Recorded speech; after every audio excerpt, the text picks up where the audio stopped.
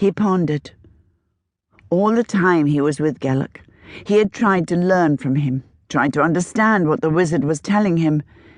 Yet he was certain now that Geluk's ideas, the teaching he so eagerly imparted, had nothing to do with his power or with any true power. Mining and refining were indeed great crafts with their own mysteries and masteries. But Geluk seemed to know nothing of those arts. His talk of the All-King and the Red Mother was mere words, and not the right words. But how did Otter know that?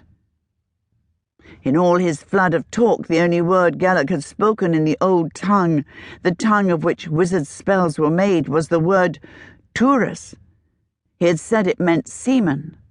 Otter's own gift of magery had recognized that meaning as the true one. Geluk had said the word also meant quicksilver, and Otter knew he was wrong. His humble teachers had taught him all the words they knew of the language of the making. Among them had been neither the name of seaman nor the name of quicksilver.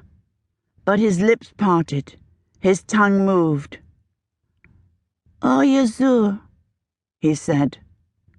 His voice was the voice of the slave in the stone tower. It was she who knew the true name of Quicksilver and spoke it through him.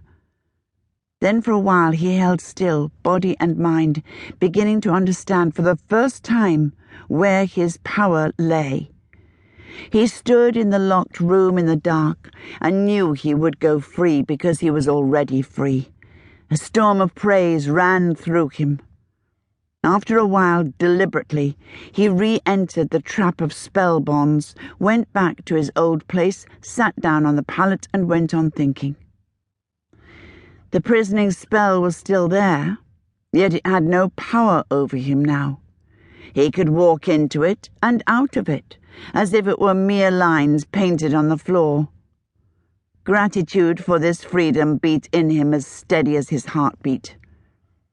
He thought what he must do and how he must do it. He wasn't sure whether he had summoned her or she had come of her own will. He didn't know how she had spoken the word of the old tongue to him all through him. He didn't know what he was doing or what she was doing, and he was almost certain that the working of any spell would rouse Geluk. But at last, rashly and in dread, for such spells were a mere rumour among those who had taught him his sorcery, he summoned the woman in the stone tower. He brought her into his mind, and saw her as he had seen her, there, in that room, and called out to her, and she came. Her apparition stood again just outside the spider-web cords of the spell, gazing at him and seeing him, for a soft, bluish, sourceless light filled the room. Her sore, raw lips quivered, but she did not speak. He spoke, giving her his true name. "I am Medra." "I am Onyeb," she whispered. "How can we get free?" "His name." "Even if I knew it, when I'm with him I can't speak." "If I was with you, I could use it." "I can't call you."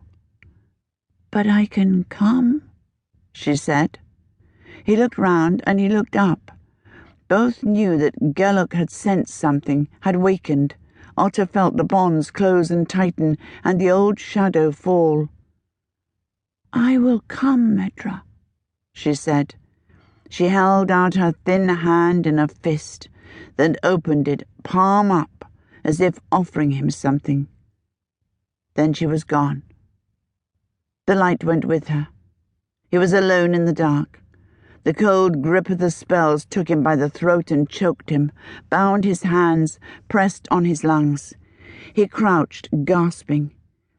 He could not think. He could not remember. "Stay with me," he said.